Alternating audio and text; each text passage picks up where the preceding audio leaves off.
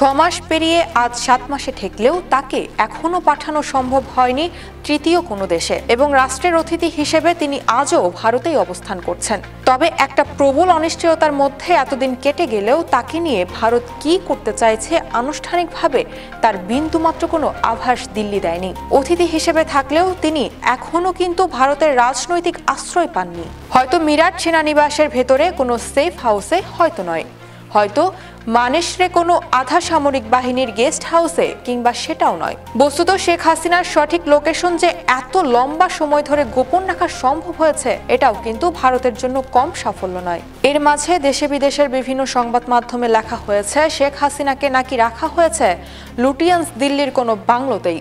এমনকি তিনি মাঝে মাঝে হাঁটাহাঁটিও করেছেন দিল্লিতে মর্নিং ওয়ার্কারদের স্বর্গ লোদি গার্ডেনে। যদিও লোদি গার্ডেনে রোজকার ভিড় দেখলে যে কেউ বুঝতে পারবেন যাকে ঘিরে প্রতিটি পদক্ষেপ কঠোর গোপনীয়তায় মোড়া, তার পক্ষে সেখানে হাঁটাহাঁটি করতে যাওয়া কোনো মতে সম্ভবই নয়। তাকে সোশ্যাল মিডিয়াতে দলের নেতাকর্মীদের উদ্দেশ্যে ভাষণ দিতে অনুমতি দেওয়া হচ্ছে, এটা যেমন ঠিক তেমনি গত মাসে ভারত কিন্তু শেখ হাসিনার বক্তব্য থেকে নিজেদের দূরত্ব বাড়িয়েছে।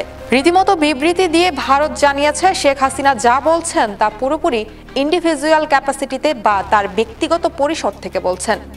এর সঙ্গে ভারতের অবস্থানের কোনো সম্পর্ক নেই।